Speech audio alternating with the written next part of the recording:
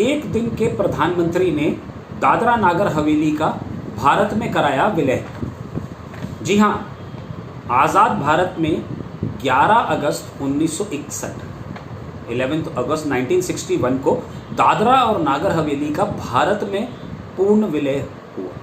ये पूर्ण विलय कराने के लिए एक आईएएस ऑफिसर को एक दिन के लिए दादरा नागर हवेली का प्रधानमंत्री चुना जाता है और उनका इस एक दिन का कार्यकाल में सिर्फ एक ही काम था कि पंडित नेहरू के साथ एक विलय पत्र पर हस्ताक्षर कर लिए जाएं। तो कौन थे ये एक दिन के आईएएस ऑफिसर जो एक दिन के प्रधानमंत्री बने और उन्होंने दादरा नागर हवेली का भारत में पूर्ण विलय कराया? ये किन परिस्थितियों में ये डील हुई कि एक आईएएस ऑफिसर को एक दिन के लिए प्रधानमंत्री बनना पड़ा? उनका इस दौरान क्या दायित्व रहे? तो आइए चलिए फ्रेंड्स, शुरुआत करते हैं दादरा नागर हवेली का भारत में विलय। ये कहानी इतिहास से अगर शुरू करें तो ये कहानी शुरू होती है 1262 से। 1262 में एक राजपूत राजा थे, राजा राम सिंह। इन्होंने दादरा नागर हवेली पर अपना आधिपत्य जमा करके अपना राज यहाँ पे स्थापित किया और इन्होंने इसको रामनगर नाम का नाम दिया। रामनगर आजकल मॉडर्न ज़माने में धर्मपुर के नाम से मशहूर है और इसमें बहुत सारे गांव थे जो इस टेरिटरी का हिस्सा बन गए थे। सिलवासा को राजा राम सिंह ने अपनी कैपिटल भी बनाया। सिलवासा आज भी दादरा नागर हवेली की कैपिटल है। राजपूतों ने करीबन यहाँ पे 400 साल तक राज किया। 1600 के आसपास आते आते मराठास ने यहाँ पर अपना आधिपत्य जमाया और राजपूतों को खदेड़ भागा। परंतु 1690 में राजपूत राजा राणा राम सिंह ने फिर दोबारा इस पर अपना आधिपत्य जमा करके पुनः राजपूतों का राज इसके ऊपर कब्ज कर दिया। इस दौरान पुर्तगाली भी भारत में अपना कॉलोनियल एक्सपेंशन कर रहे थे। धीरे धीरे करके वो भी आगे बढ़ते चले जा रहे थे। कैलीकट से गोवा, गोवा के बाद बॉम्बे और बॉम्बे के बाद वो आगे बढ़ रहे थे। उनकी भी नज़र इस पर आकर के पड़ी थी। पुर्तगाली भी ये चाह रहे थे कि किसी तरह से वो भी इस पर अपना आधिपत्य जमा सकें। पुर्तगालियों ने भी अपना कुछ समय के बाद इधर आधिपत्य जमाना शुरू करा। 1772 में मराठा कमांडर जानूजी दोड़प ने संताना नाम का एक शिप पुर्तगालियों का अपने कब्जे में लिया और उसको तोड़ के उसको समुद्र में डुबो दिया। पोर्चुगीज़ फोर्सेस इससे नाराज़ हो गई और उन्होंने मराठों से अपना हर्जाना वापस मांगना शुरू कर दिया। हर्जाने के तौर पर उन्होंने एक बहुत भारी रकम उनसे मांगी। इस दौरान मराठे एंग्लो मराठा वॉर में बिजी थे। ब्रिटिशर्स से उनको लड़ाई लड़नी पड़ रही थी और मराठा जो रियासत थी वो भी 5 भागों में विभाजित हो गई थी। तो उन्होंने भी इस मामले में ज़्यादा तूल ना पकड़ने देने के लिए बेटर यही समझा कि किसी तरह से उनको ये पैसा दे दिया जाए। मराठास किसी भी कीमत पे पुर्तगालियों से लड़ाई नहीं चाहते थे क्योंकि उनको अंग्रेज़ों के खिलाफ पहले ही वापस लड़ना पड़ रहा था। 1783 में पुर्तगालियों ने नागर हवेली के 72 गांवों पर अपना दीवानी का राइट मराठों से ले लिया। एग्रीमेंट इस बात पर हुआ था कि जब संताना का सारा कंपनसेशन पोर्चुगीज़ वापस वसूल लेंगे तो वो सारे के सारे गांव की दीवानी वापस मराठों को दे देंगे। पर ऐसा असल में कभी हुआ नहीं। इधर एंग्लो मराठा वॉर के चलते हुए मराठा विभाजित होने लगे थे और उनकी शक्ति भी ख़त्म होने लगी थी और 1818 तक आते आते मराठों की शक्ति भारत में इस तरह से ख़त्म हो चुकी थी एक तरह से कि उनके पास इतनी ताकत नहीं थी कि अब वो इसमें कुछ ज़्यादा कर पाएँ। पुर्तगालियों के द्वारा ये 72 गांव जो लिए गए थे ये उनको कभी वापस मराठों को वापस दिए भी नहीं गए। कंपनसेशन की अमाउंट पूरा रिकवरी होने के बाद भी वो ख़त्म हो चुके हैं। बात बढ़ते बढ़ते 1947 तक आती है। 1947 में भारत आज़ाद हो जाता है। पुर्तगाली अपना कब्ज़ा गोवा पे, दमन दीव पे, दादरा नगर हवेली के ऊपर अभी भी अपना कब्ज़ा जमा करके बैठे हुए थे। भारत सरकार की तरफ से बहुत कूटनीतिक डिप्लोमेटिक लेवल पर इस बात को उनको परस्यू किया जा रहा था कि अब आप इन सब टेरिटरीज़ को छोड़ दीजिए और चले जाएं, परंतु पुर्तगाल इस बात को बार बार मना कर दे रहा था और वो बार बार यही कहते थे कि ये पुर्तगाल का एक अभिन्न अंग है, ये संप्रभुत्व उनका एरिया है, वो इसको कभी भी नहीं छोड़ेंगे। भारत सरकार इस मुद्दे को लेकर के पुर्तगाल की सरकार के साथ कभी कोई डिप्लोमेटिक और ऑफेंसिव मोड में नहीं जाना चाहती थी। वो कभी नहीं चाहते थे कि इसको कोई खून खराबा किया जाए और उनके साथ इसको तो भारत सरकार ने इस मामले पे एक शांति बरत कर के रखी। परंतु इंडिजिनस जो मूवमेंट्स थे आज़ादी के लिए, जो वहाँ के लोकल लोगों ने जो शुरू किए थे, वो वहाँ चल रहे थे। इन्हीं सब मूवमेंट्स में से एक मूवमेंट को शुरू किया था आत्माराम करमारकर ने। ये अप्पा साहब करमारकर के नाम से भी मशहूर हुए। इन्होंने एक ऑर्गेनाइजेशन फॉर्म करी जिसका नाम था नेशनल लिबरेशन मूवमेंट। ये जो नेशनल लिबरेशन मूवमेंट ऑर्गेनाइजेशन थी, ये गोवा में इसका मुख्य काम था, परंतु ये इसकी ब्रांचेस नागरा हवेली की तरफ भी बनाई गई थी। अप्पा साहब करमारकर पोर्चुगीज़ बैंक के एक एम्प्लॉई थे जिन्होंने स्वदेशी आंदोलन इन एरियाज़ में स्टार्ट किया था और पोर्चुगीज़ को भगाने के लिए। इन्होंने बहुत से लोकल लोगों के साथ दादरा नगर हवेली में कांटेक्ट बनाए और अपनी वहाँ पे शाखाओं को स्थापित किया। और इसमें प्रमुख जो ऑर्गेनाइजेशंस थे जिनके साथ वो लोग एसोसिएटेड थे, वो थे यूनाइटेड फ्रंट ऑफ गोवंस और आज़ाद गोमंतक दल।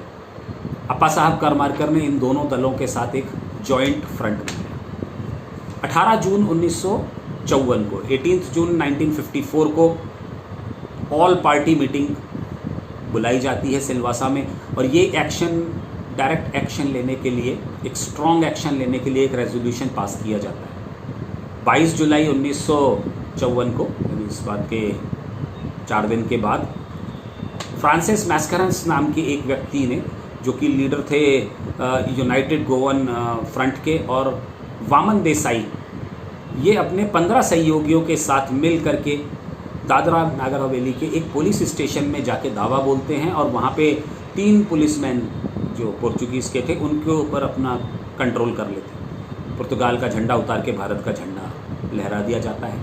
ये एक पहली विजय थी इस चीज़ की। यहाँ से एक आज़ादी का मूवमेंट स्टार्ट होता है और बहुत जल्दी ही वहाँ पर कब्ज़ा कर लिया जाता है।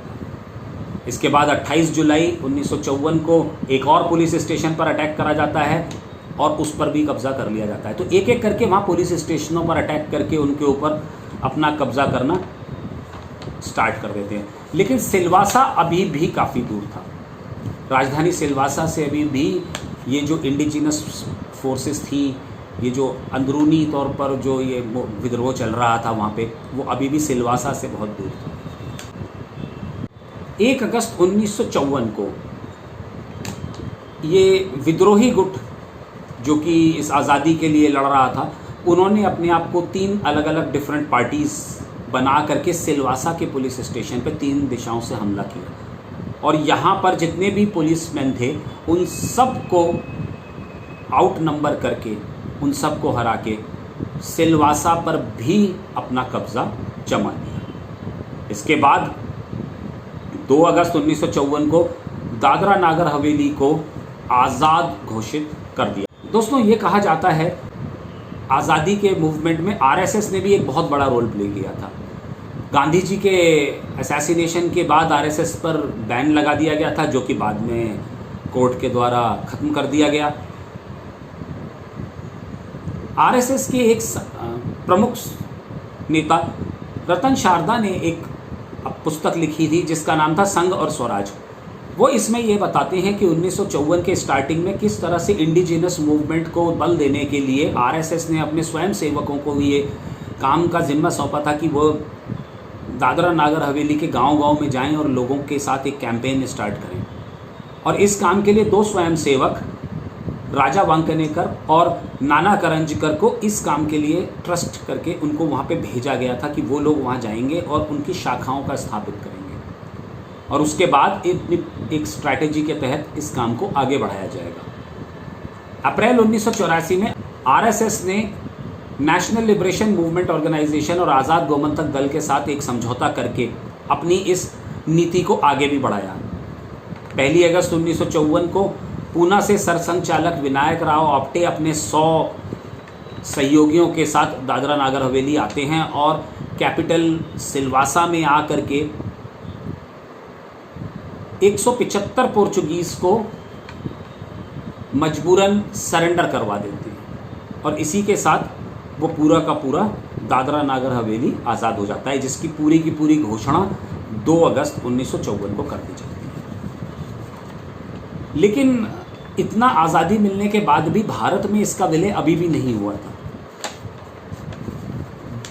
2 अगस्त 1954 से लेके 1961 तक दादरा नागर हवेली का शासन वहाँ की एक लोकल पंचायत के पास था, जिसको वहाँ के वरिष्ठ पंचायत के नाम से जाना जाता था। इंडिजिनस ग्रुप के लोग ही वहाँ का शासन चला रहे थे।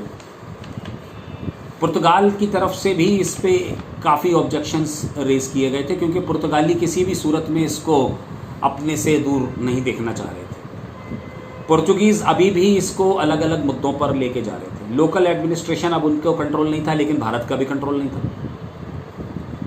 तो ऑफिशियली पुर्तगाल अभी भी इसको छोड़ने के लिए तैयार नहीं था।